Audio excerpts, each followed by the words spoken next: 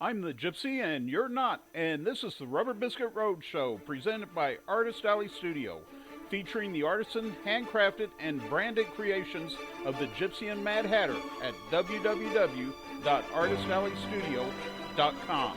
And now, on with the show.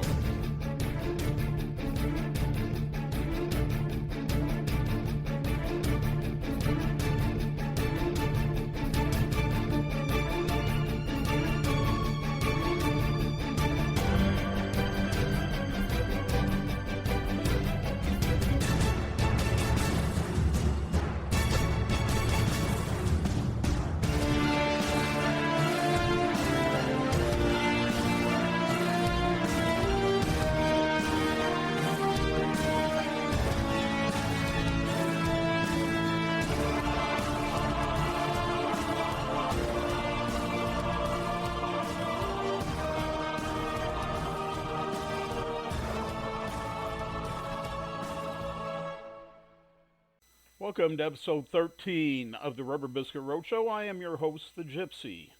Well, if you were with us last week, you found out about a very special Christmas that took place for me and my family back in 1969 when Santa Claus paid us a visit. This week on the Rubber Biscuit Roadshow, we return to Never Say Never, an Epic Journey Volume 1. We are going to take a trip not only back in time, but also to the present. Present being, for this story, July 24th of 2013, just 2 days before I'm going to bury my mother at Rochester Cemetery in Topeka. You will also find out why we need no wire hangers ever. Wednesday, July 24th, 2013. There are times as we move through life that we are made to feel our age. We never want to feel as if we are growing older, but growing older we do. We make every effort to ignore the fact until one day we are forced to accept and embrace that fact. This apparently had been preordained as my day to accept and reconcile myself to that inescapable fact. I have grown older and the world has moved on. As I entered the Capital City Bank to get change for the parking meter, I looked around the lobby. What a change had come to this classic Tudor-style brick building. My last visit to this building had been when I was 9 years old, and it was still a bus station. We, my mother, sister, and I, were taking a trip to Kansas City, Missouri to see the Christmas lights at the Country Club Plaza. Mom loved the lights, and she had tried to make it a Christmas tradition to make the 60-mile journey every year to see the annual spectacle. I can still remember standing in the gift shop picking out 2 comic books for the trip. One comic featured a cartoon version of comedian Jerry Lewis, and the other was about a rotund, nearsighted superhero named Herbie. Herbie dressed in red long johns, bath towel for a cape, and wore a plunger on his head. His superpower was the ability to float through the air while eating a turkey drumstick. Ah, those classic comics. Mom busied herself picking out a new romance novel. What she saw in that type of pulp fiction I never understood. My sister, who was 3 at the time, and did what she always did when made to wait for something to happen. She whined. It was her superpower. With that whine, she could make the nastiest supervillain drop to his knees, holding his head in pain and pleading for her to stop. The only thing my sister was missing was a pink tutu, gunny sack cape, and an Easter basket for her head to complete her superhero costume. As I walked up to the bank teller, I smiled. "Good afternoon. I was wondering if I could get a couple of dollars change for the parking meter." The teller returned my smile and said, "Yes, sir." I handed her the 2 sawbucks, and while I waited for her to count out the change, I remarked on how different the building looked from when it had once been a Greyhound bus terminal. The teller looked at me with a quizzical look on her face and said, "This was a bus station?" I could hear someone outside laughing as I looked at the teller, trying to determine if she was joking. She wasn't, so I explained. After hearing my story of the bus terminal, she said, "You're kidding, right?" The unseen person that had laughed now confirmed my story. "Yes," the disembodied voice said. "It was a bus station for years before it was closed." The teller handed me my change and said, "It doesn't look like a bus station." I said, "That's because it's a bank now." I heard the invisible person laugh again as I took my change, thanked the teller, and headed out the door. As I walked across the street to feed the parking meter, I shook my head in disbelief. I would not have been so shocked by the bank teller's lack of knowledge of the previous use of the building if she had been a 20-something digital age airhead, but she wasn't. She was a 40-something mature woman and old enough to know what the building had once been, and that was when it hit me. If the bank teller is just 40 years old, that makes me 16 years older than her. I'm old enough to, theoretically, be her father. Oh my God, when did I get old? I fed the coins into the horizontal, voracious mouth of the steel gray monster that guarded that sacred asphalt on which my steed rested. I walked away knowing that if I failed to feed this one-eyed sentry on a regular basis, that I would find my steed tagged and held captive for a hefty ransom by the monster's master, a nasty and vicious troll who roamed its domain on a magical horseless chariot and whose weapon of choice was an enchanted box which spit out undefeatable pieces of paper. I opened the door to Oddfellow's Fine Books and Collectibles and found myself instantly transported to a shop in downtown Topeka in the 1930s. The scent of musty tombs and volumes assailed my nose and generated within me the same sense of euphoria I had experienced the day before when I had entered the Topeka Shawnee County Library. The aroma of the wood pulp, that is, the body of the book, is one of the most invigorating smells in the world. It is a scent that holds the promise of mystery, laughter, tears, and knowledge. Adventure and horror contained within the aroma of the pressed pages, and more than a million dreams wafted their fumes into the nostrils of the human brave enough to explore what lies between the covers of each enticing volume. I am not a bibliophile, but I am a fan and appreciator of the written word. No word ever written or read upon a digital screen can ever hope to replace or capture the essence of sheer feeling of holding a book within your hands and turning to a page. The proprietor, the grand wizard of this magical dungeon, is Brandon Ryson. He is a gregarious man, broad of face and broad of smile. Brandon is a studious listener and knows within a twinkling of an eye where each and every volume within his domain rests. I was here to meet his dedicated shop owner and his queen, Marty. I had become acquainted with Brandon and Marty through the Facebook group Topeka History Geeks. I was one of the original members of this group, having been referred by my friend Dee Poe, who is also a native Topekan and who knows that I am a history buff, especially when it comes to my hometown. I have been looking forward to a face-to-face meeting with these two people that love Topeka as much as I do. Marty was at work, but Brandon informed me that I would be able to meet her on Thursday evening when she would be in the store to host a Twitter meet and greet. I made a mental note to return on Thursday, but in the meantime I would enjoy a brief visit with Brandon. As Brandon and I spoke, I looked down into the glass display case I was leaning on. It held several vintage comic books, many of which I recognized as I had once had them in my own collection. I remarked to Brandon, I sure do miss those books. I had each and every one of them once upon a time. Got them cheaply at a bookstore that was once a block east of here. Brandon grinned. Yeah, he said, I know who you mean. I would like to take his wax pencil and shove it up his... He devalued a lot of comics by marking his price on the covers.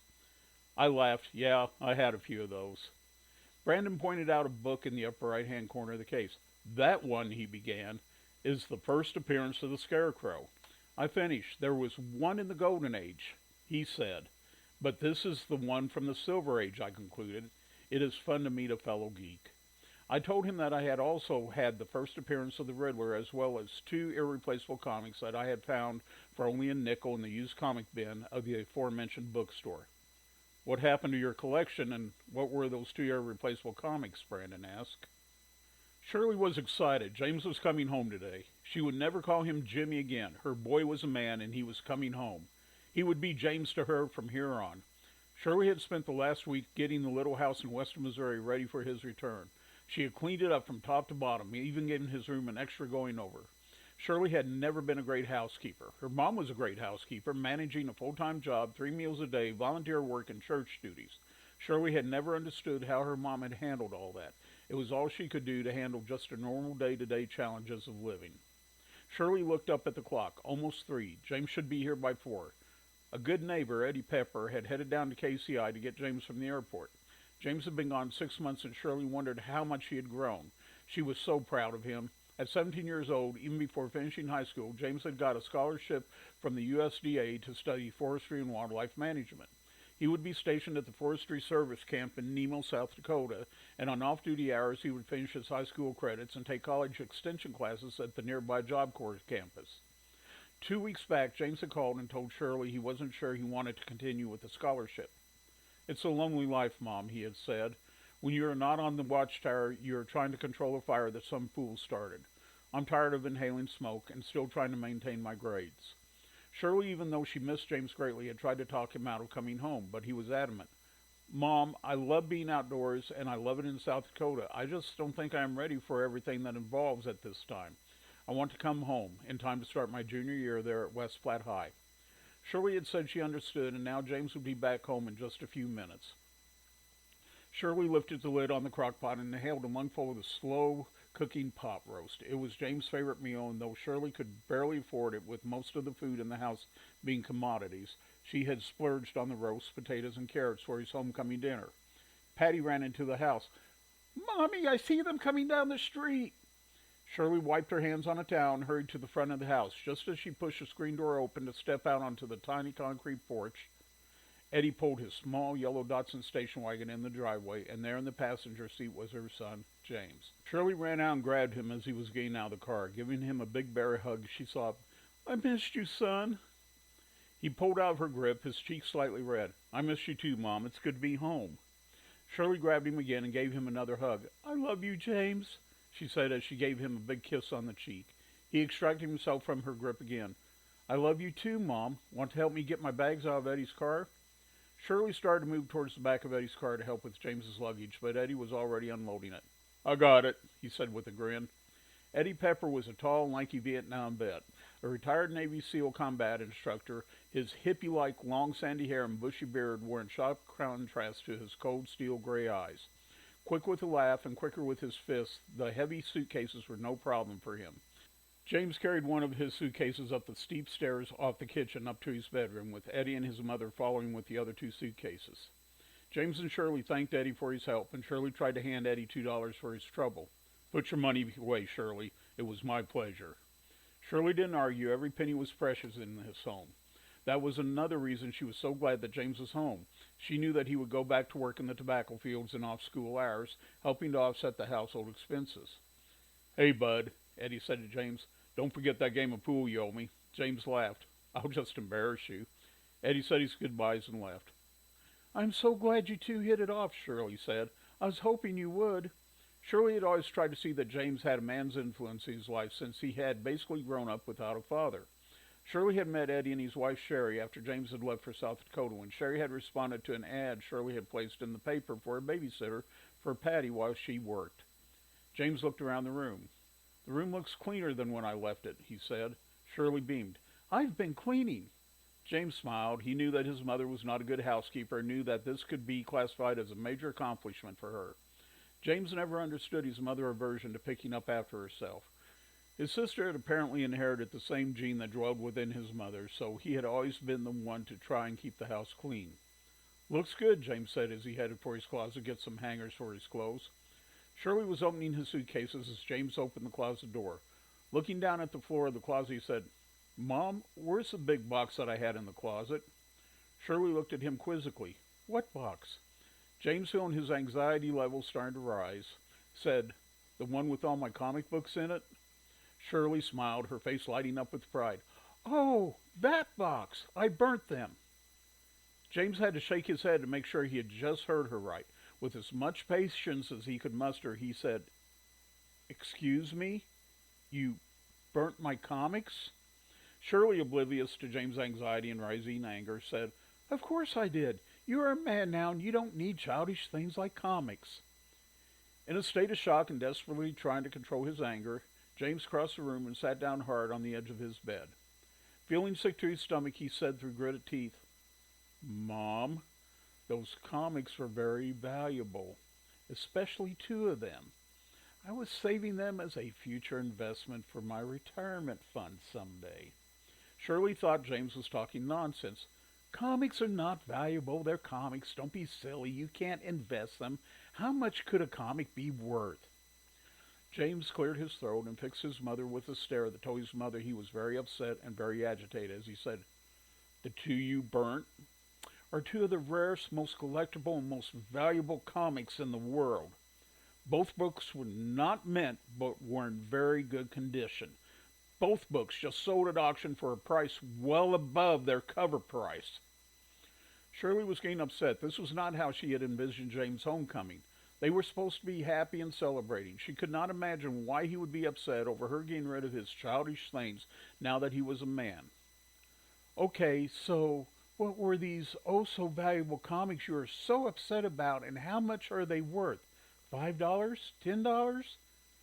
James looked at her and swallowed, the rising gorge from his stomach back down. This was not how his homecoming was supposed to be. They should be happy and celebrating, but he knew that what he was about to tell her she would never believe.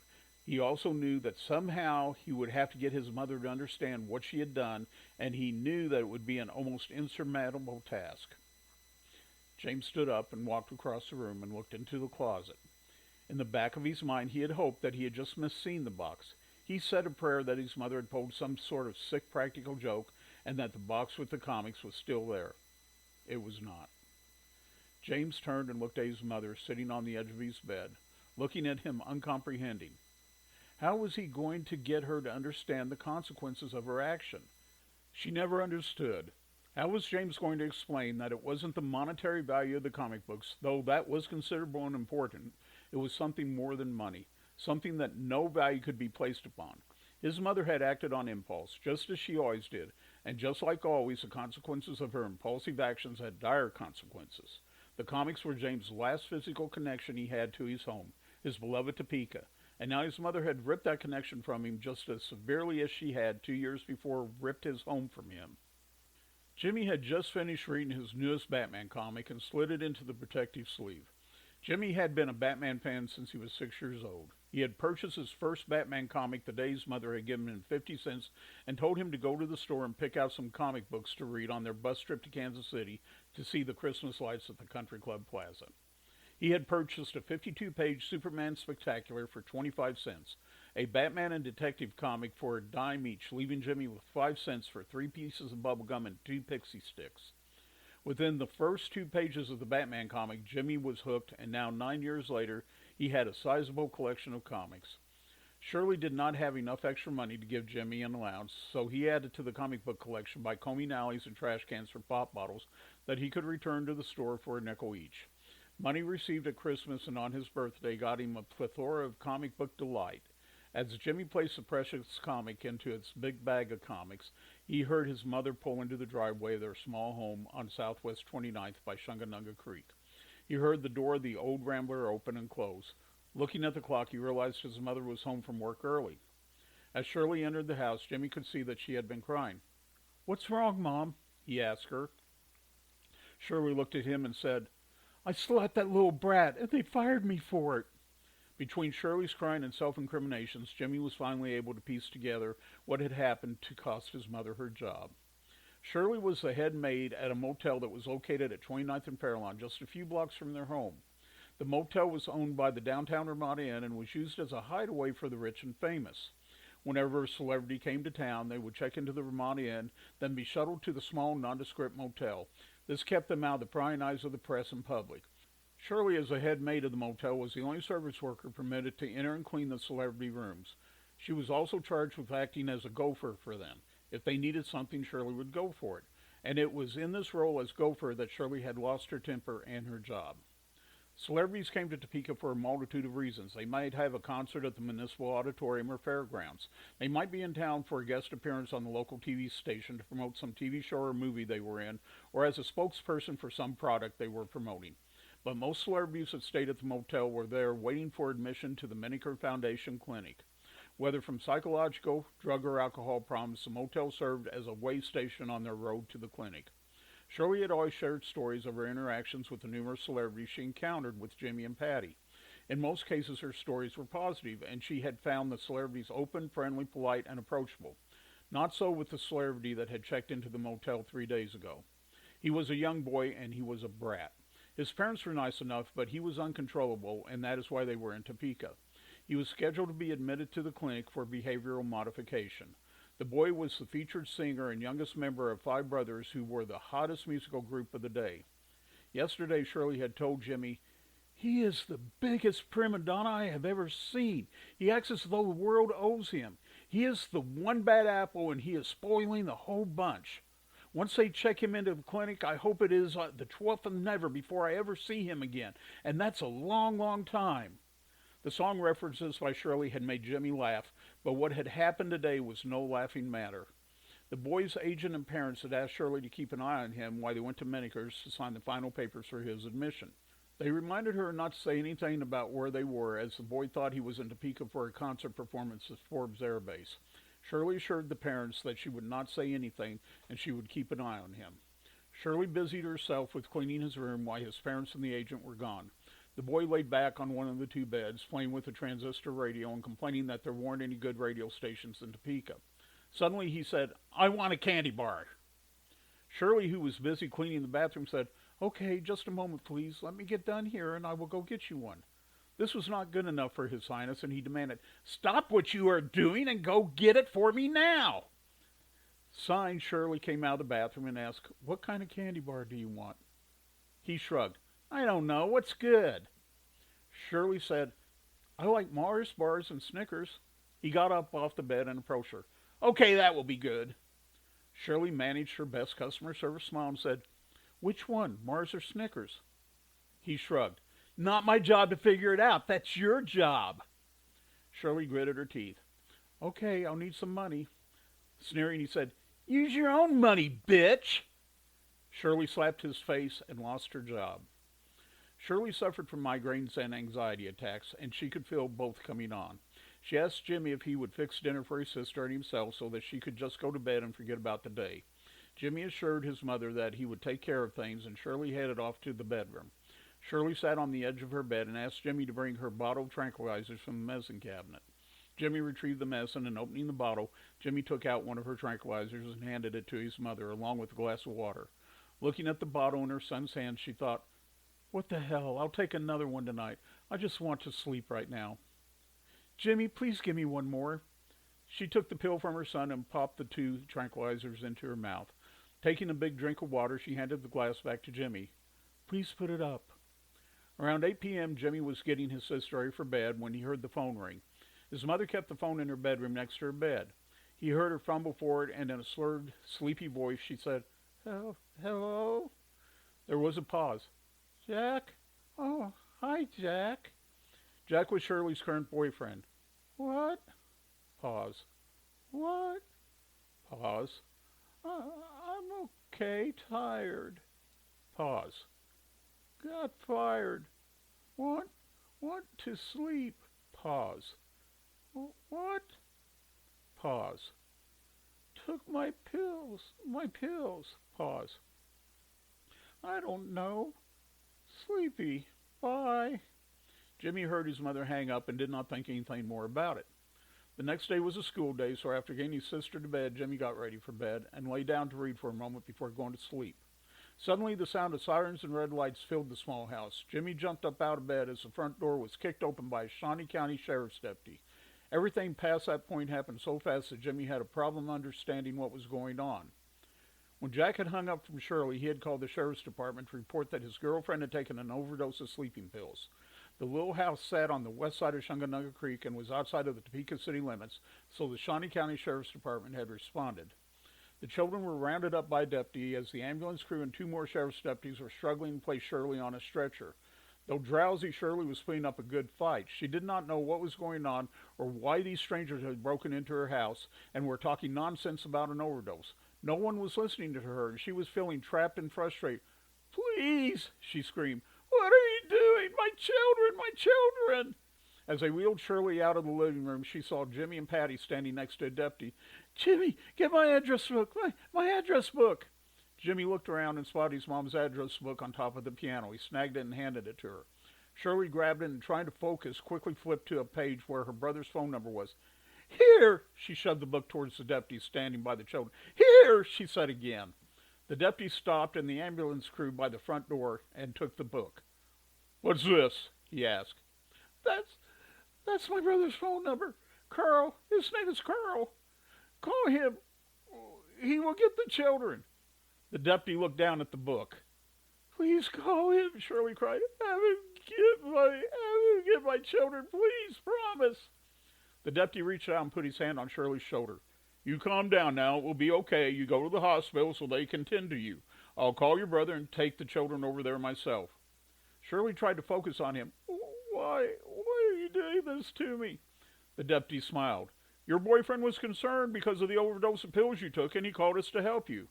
Shirley screamed, I didn't overdose. She kept screaming over and over as they wheeled her out the door and to the waiting ambulance. After the ambulance pulled away, lights flashing and the siren blaring, the deputy had Jimmy and Patty get dressed. He walked them to his waiting car. "Where are we going?" Jimmy asked. The deputy smiled as he placed the children in the back seat of his cruiser. "I'm taking you to some place you will be safe." As the deputy slid in behind the steering wheel, Jimmy said, "So are we going to my uncle's house?" The deputy did not answer as they pulled out of the drive. He reached for his mic and keying it said, "Unit 22 en route to Juvenile Detention Center with 2 children. Boy 15, girl 9. ETA 10 minutes. Jimmy was scared. He had never been so scared in his life. He knew that juvie was. It was a place for child criminals, and he did not know why he and his sister had been brought here. The sheriff's deputy had lied to his mother. Instead of Jimmy and Patty going to their Uncle Carl's home, they were brought to the place where they lock up criminals. Jimmy was no criminal, neither was his sister. Why were they here? When they entered the facility, Patty was led away down a right corridor by a matron. Patty was crying and kept calling for their mother. "Mommy, Mommy," came her plaintive wail. The deputy put his hand on Jimmy's shoulder. "Your sister will be okay." Jimmy pulled away from him. "Where are they taking her, and why are we here?" he demanded. The deputy smiled.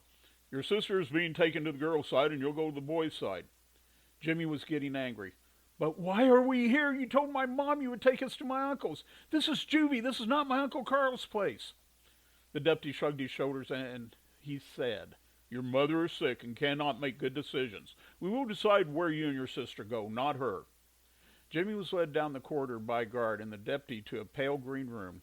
Within the room was a long table with several pieces of paper on it, a small sheet of glass, a tube that looked like it could hold toothpaste, and a miniature roller. Against one wall was a white screen with measurements and lines crossing its face. A camera was set up in front of the screen, and leaning against the tripod was a small board with letters and numbers on it. The deputy grabbed the clipboard off the wall, wrote something on it, and hung it back on the wall. "See you later, Alex. He's all yours," the deputy said as he left the room. Alex looked at Jimmy up and down, sizing him up. "Okay, kid," he said. "Don't give me no shit, and I won't give you no shit." Jimmy was confused. "I'm not giving you shit. I'm not giving anybody anything. I don't even know why I'm here." Alex walked around to the other side of the table. "You don't know why you're here?" Alex mocked him. "You don't know why you're here? You fucked up, asshole. That's why you're here." Jimmy could feel tears starting to form in his eyes.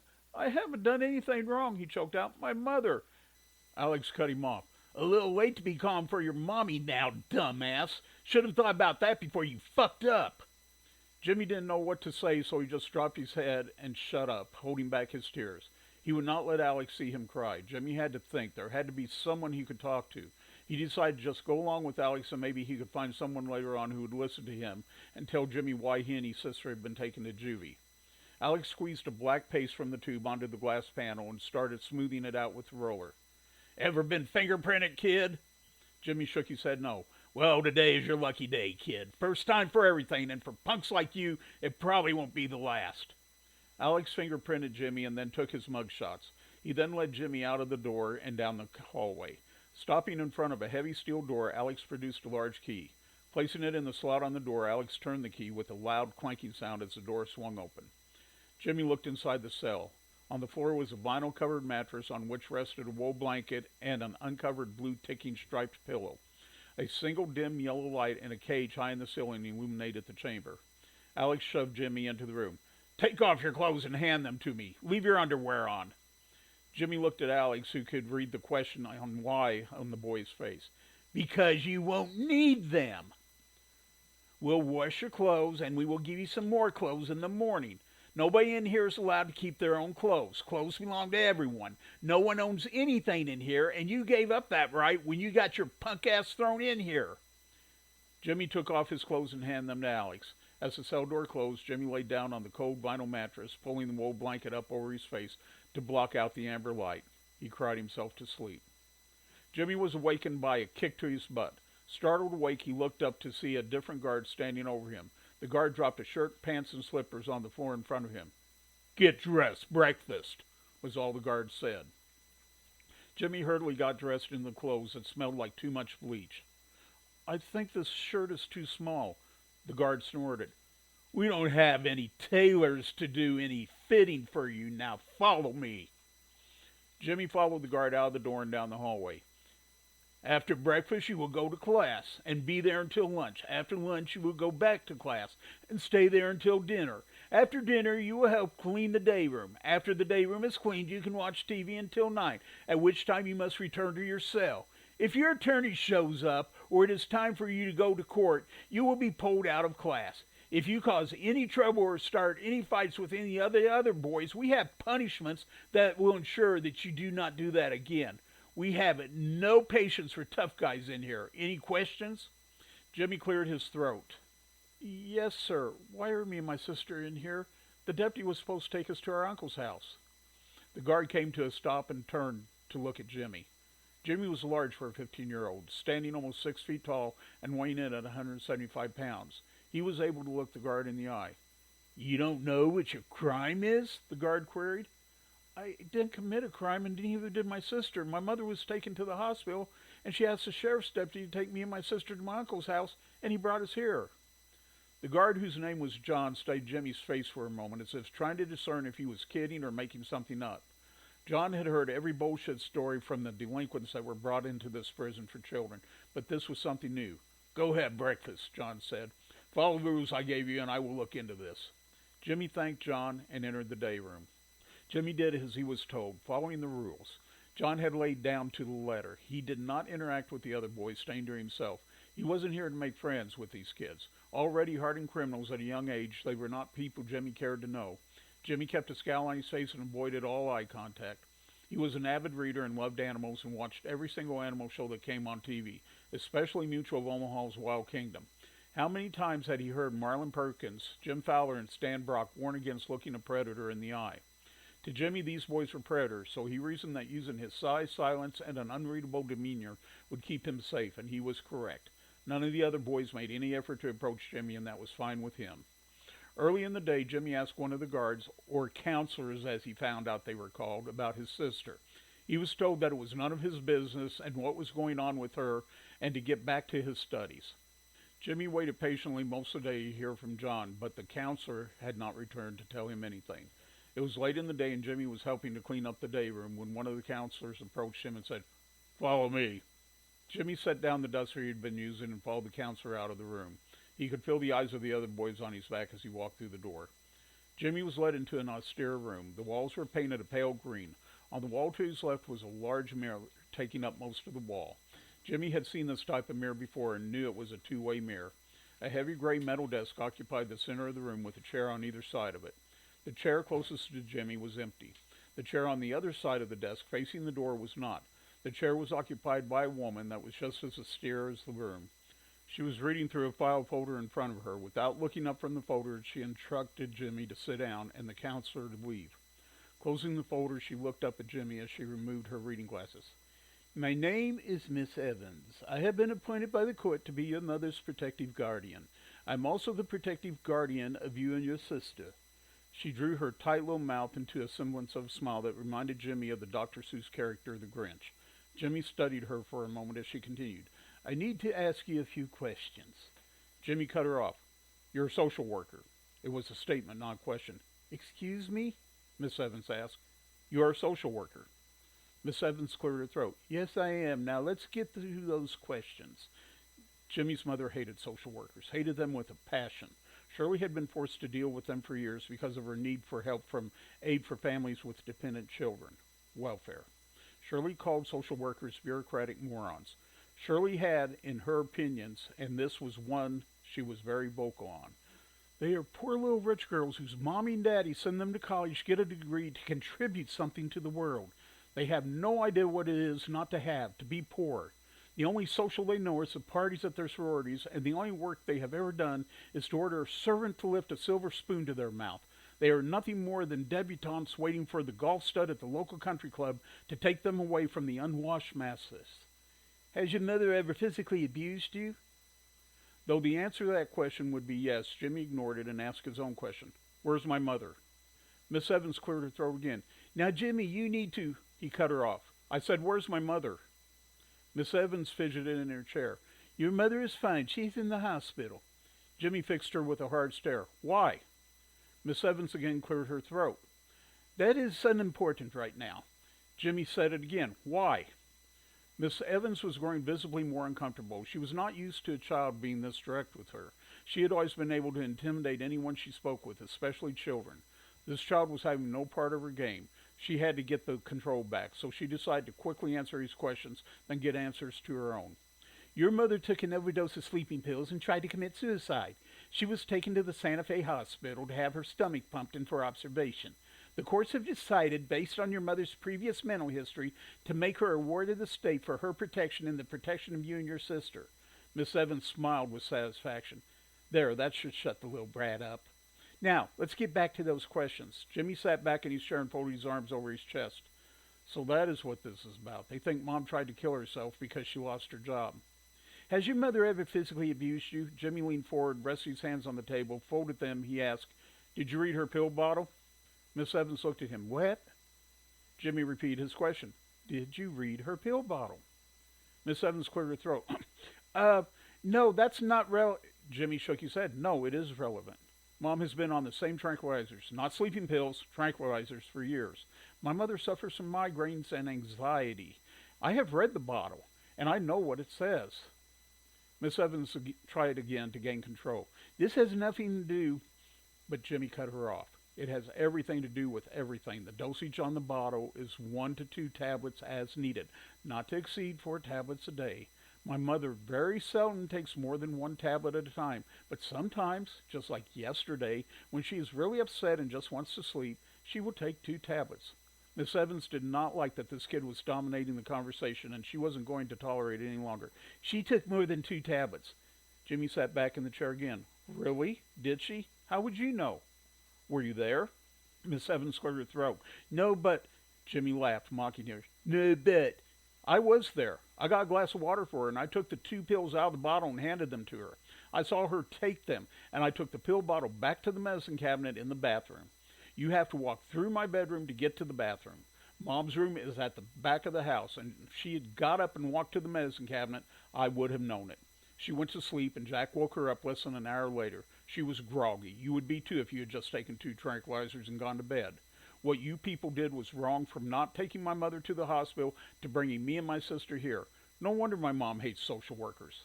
Miss Evans became visibly flustered, and Jimmy heard a laugh come from the other side of the mirror. You need to let me, my mom, and sister go home and leave us alone. Miss Evans again cleared her throat. She had never had anyone talk to her like that. This child was supposed to be meek, mild, and intimidated. She had to gain back control, and she had a job to do. He's a child. He has no idea what he was talking about. I'm afraid it is not that easy. Now let's get back to these questions. Jimmy cleared his throat, imitating the now flustered Miss Evans. We will go before a judge? Miss Evans nodded her head.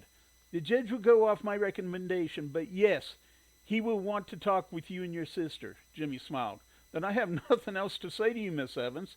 I'll say to the judge, I'm sure he'd like to know the truth and how me and my sister have been treated like common criminals in here instead of being taken to my uncle's house like the deputy promised my mother he would do. Miss Evans suddenly realized what he meant. If this brat told the judge what he had just told her about his mother only taking the recommended dosage of her pills, she would be branded a fool and might even lose her job. She was the one who had ordered the children to the detention center, and she was the one who would be held responsible for not sending the children to their relatives' home. She had to put the fear of God in this kid, and she had to do it now. Standing up from her chair and leaning forward on the table in her best intimidating manner, she yelled, Listen, you little bastard! Jimmy stood up, looked her in the eye for just a moment, and walked over to the mirror. I have nothing else to say to her, he said to his own reflection. The same counselor that had led him to the austere room led him out of it and back down the corridor to the cell Jimmy had occupied the night before. Jimmy stripped and handed the ill-fitting clothes to the counselor. Lying down on the mattress, Jimmy covered himself up with a wool blanket but did not fall immediately asleep. He lay on his back, looking up at the yellow light, thinking. At some point, a fitful sleep overtook him. Jimmy did not know how long he'd been asleep. All he knew was that someone was roughly shaking him awake. Come on, kid, get up. I said get up. Jimmy rubbed his eyes and looked up. Counselor Alex was standing above him. Here, put your clothes on. Alex dropped Jimmy's green denim jeans and tie-dye shirt on the floor along with his kid tennis shoes. Jimmy's jeans had little white spots all over them that had not been there when they were taken from him, and they smelled like bleach. Everything in this place smelled like bleach. Jimmy's tie-dyed cotton t-shirt seemed to have shrunk as he pulled it over his head. Where are we going? Jimmy asked. Just hurry it up, asshole. Time to go. Alex grabbed Jimmy by the arm and lifted him up off the floor as he was tying his last shoe. Alex shoved Jimmy out into the corridor and led him up the hallway. Though there were no windows in the hallway, Jimmy could tell that it was still dark outside. He would never have been able to explain to you how he knew it was still dark outside. He just knew. Up ahead in the corridor, a clock near the ceiling jutted out from the wall. Though its stark white face, which was encased in a round steel gray casing, shone like a floating snowball in the hallway, it was difficult to make out the position of the hands in the dimly lit corridor. A few more steps closer, and Jimmy strained his eyes to see, made out the time, 5:07. 5 o'clock in the morning? Why did this jerk-off wake me at 5 o'clock in the morning? At the end of the corridor, there were two heavy steel doors side by side. Each door had a small, narrow window in it. The windows were double-paned, and between the panes of glass was a piece of chicken wire. Now, why on earth, he thought, would there need to be a security window in an opening no bigger than 6 by 12 inches? I want to see the skinny little fuck that could squeeze through that. For the briefest of moments, Jimmy had found something amusing in this dark and terrible situation he had found himself in. Alex unlocked the door with his oversized key. Opening it up, he stepped to one side and with a smile said, "Please, sir, after you." Jimmy looked at him more frightened by his sudden change in Alex's demeanor than anything else in this hateful counselor had done to him thus far. Jimmy took a hesitant step forward and peered into the lobby of the Juvenile Detention Center. Standing in front of the large security desk were two figures, his mother and his sister. His mother had been filling out some kind of form attached to a clipboard when he came through the door. Patty saw him first and, hugging on her mother's skirt, said, "Mommy, it's Jimmy." He ran to them and hugged them both in turn. "Jimmy, are you okay?" Shirley asked. But before Jimmy could answer, Alex walked up smiling. "Mrs. Stewart, I just want you to know what a fine boy you have here. We are so happy that we had the pleasure of looking after and keeping your children safe for you." Alex offered his right hand to Shirley, but just before she made contact with it, she spat in his face. "Fuck you, motherfucker! Come on, children, let's go." Shirley took both of her children by the hands and led them to the big glass doors that separate the gray and pale green interior of the building from the fresh air of the exterior. Shirley stopped at the door and, without turning around, said, "Are you going to buzz us out, bitch, or do I have to do it myself?" The matron behind the big desk pressed the button. With a loud buzzing sound and a click of the door unlocked, and Shirley led her children out of the detention center. Once in the car and heading safely home, Jimmy said, "That guy treated me like shit." Shirley nodded her head. "I know, that's why I refused to shake his hand and spat on him." Jimmy looked at his mother. "But how did you know?" His mother smiled. "A mother always knows." On the trip home, the children related to their mother all that had happened. Shirley listened to their stories attentively until Jimmy told her his confrontation with Miss Evans. Shirley nodded her head and said, "Ah, that explains it." Jimmy gave her a quizzical look. "Explains what, Mom?" Shirley said, "Wait till we get home and get something to eat, and I will tell you guys everything." Shirley had fried up some eggs and fixed toast and jam for them all. They ate, and after putting their dishes in the sink, Shirley poured herself a cup of coffee and sat down in her favorite chair in the living room. The children sat on the couch. "When the ambulance took me away," Shirley began, "I heard the driver talking into his microphone and saying that it was an attempted suicide. I started protesting, but they wouldn't listen." She looked at the children. "You know I didn't try to kill myself, right?" Patty nodded her head, and Jimmy said, "I know, Mom. I'm the one who handed you the pills. I told Miss Evans that." Shirley smiled and continued.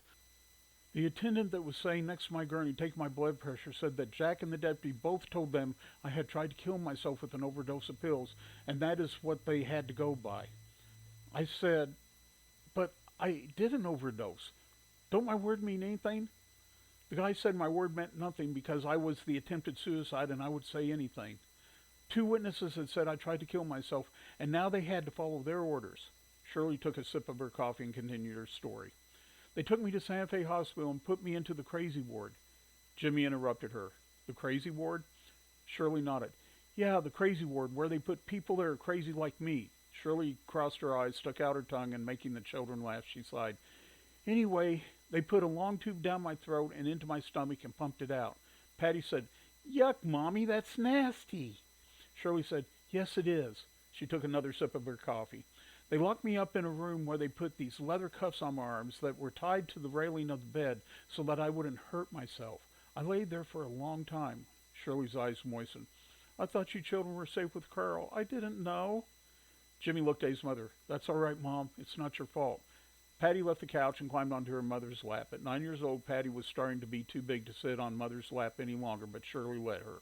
Patty laid her head on Shirley's shoulder and she continued her story. A psychiatrist came in and asked me a whole bunch of asinine questions. I told him several times I did not try to kill myself, and all the asswipe would say is, "We know what's best for you." At one point I asked him what had pumped out of my stomach, and he had said not much of anything. I said, "So what does that tell you, moron?" He said that it didn't prove anything, that I could have digested the pills into my system by the time they got to me. I said, "Then I would be dead now, and I would not have to listen to your bullshit, right?" This made Jimmy and Patty laugh. Around noon yesterday, that Evans whore came into my room and informed me that she was my court-appointed guardian. That is when I found out that I had happened to you and your sister. I told her to take you guys out of there and over to Carl's house. She told me that I no longer made decisions for you two or myself, as I wasn't responsible enough to care for myself, let alone my children. She informed me that she would be taking care of all my decision-making from here on out, and that she would see to it that you children would be put into a decent and loving home. When I asked her what that meant, she said that she was placing you two in the foster care program. Shirley looked at the floor. I exploded. Jimmy had seen his mother lose her temper before. He had been on the receiving end of it several times, suffering abuse at her hands. She would often swing a broom at him when she was in one of her rages. She had even broken his ankle once, when he was 11 years old, as she had been beating him with the broom. He had lied at the hospital and said he had fallen off the front porch stairs, but he never thought that they believed him. Of course, Shirley was always sorry afterwards, and Jimmy always forgave her. He could only imagine what had happened when his mother lost her temper with the snooty Miss Evans.